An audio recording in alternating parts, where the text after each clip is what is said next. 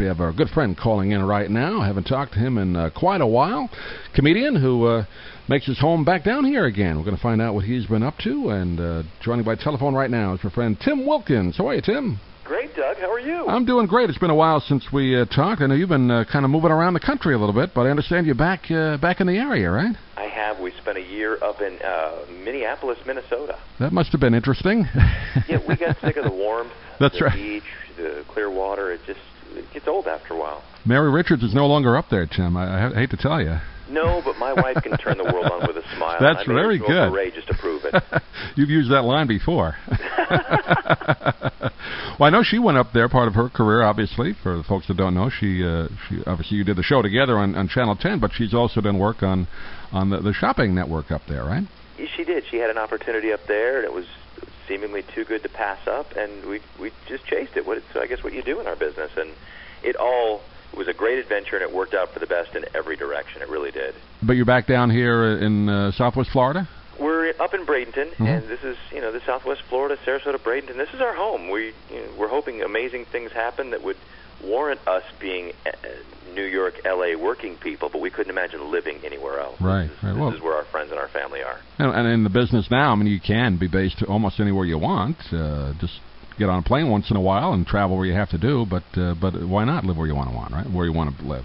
Absolutely. So that's really our goal, is to make it so that we stay here no matter what. As a comedian, Tim, I know you worked probably the clubs up in Minneapolis. Was that a different experience for you? I know you worked around the country, but the Midwest is a little bit different than working maybe like L.A. and New York, right? They're pretty literal. Everything is, they kind of believe it for a while. and everything is a much longer conversation. I don't know that the setup punch is quite, let's just say this. You don't go even into the bank or the grocery store without enough time to have really lengthy conversations. You don't just walk up to the window with a deposit slip. It's, got any big plans for the day, huh? You going out? You doing some shopping? Got any pictures of the kids? Oh, those aren't recent. Yeah, I think I understand that. I visited the Midwest. My sister lived out there for a while. You can't be in a hurry, right? There is no hurry to be had. So it was a different environment. In the comedy clubs, they have a great comedy scene, and they have a lot of clubs, and people, especially in the colder months, what else are you going to do?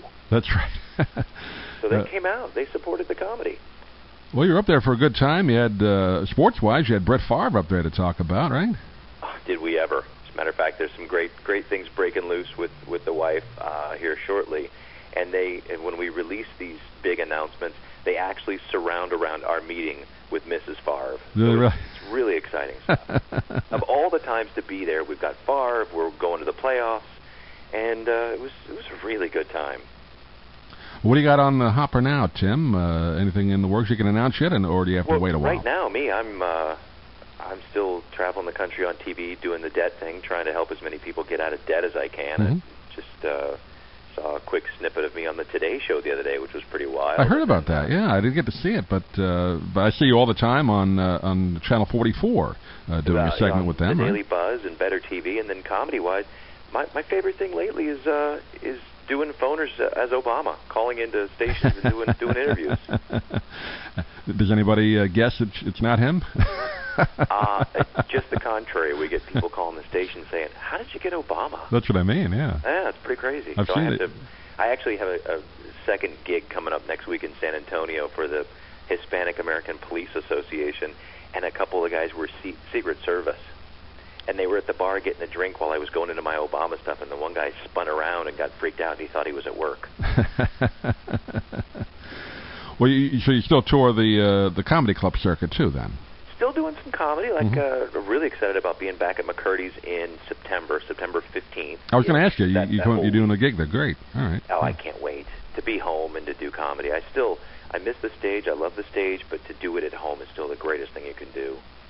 Why don't you come down here before that gig? We'll do something in studio if you like, or definitely a phoner at that time. Well, that'd be a blast. We're literally across the street from McCurdy's. That's where the Permission station from is. the president first, so we'll see how that goes. That's right. At some very crucial spot, Doug. That's right. You're going to have to speak with His Majesty. What about political comedy? Is that something that worked well up in Minnesota, or do they like more the the references kind of stuff. You know, I found they were pretty dialed into the political scene. Mm-hmm. They were pretty well read, and it was an educated bunch.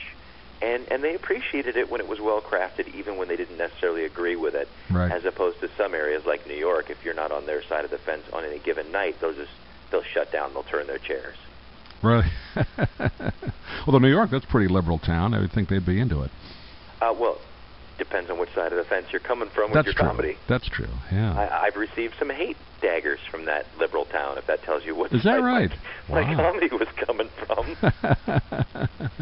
Let's talk a minute. But you mentioned before the segment you do on the Buzz and the debt relief. That's kind of interesting for you. I mean, it's obviously not comedy. You're doing more of a spokesman kind of role there. First of all, how'd you get that gig, and how do you like doing that?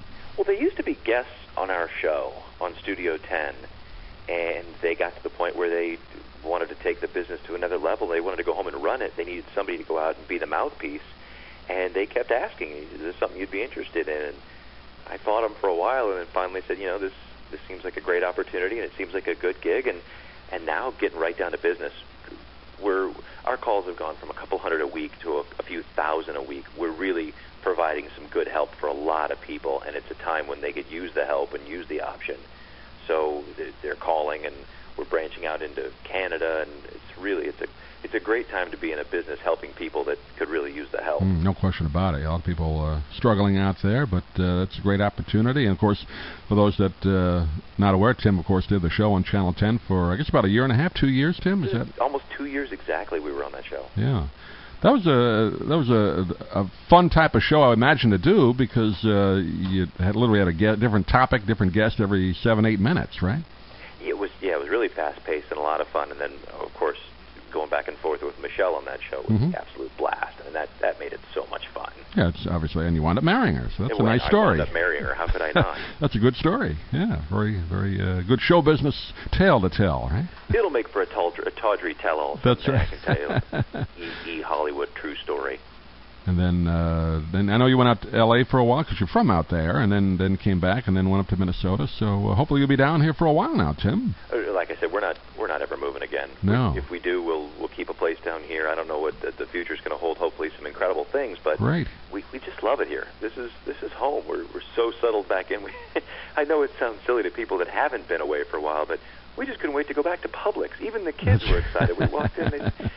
It smells like our grocery store. It smells like home. Well, it's like me, too. I mean, I choose to live down here. I mean, I could live anywhere, but I grew up in New York, but I don't want to leave here either. It's just a nice place to be. And now in this type of business, you can almost live do whatever you want, live wherever you want. So we were out on by Bradenton Beach yesterday by the Sandbar restaurant and walking with some friends that were visiting.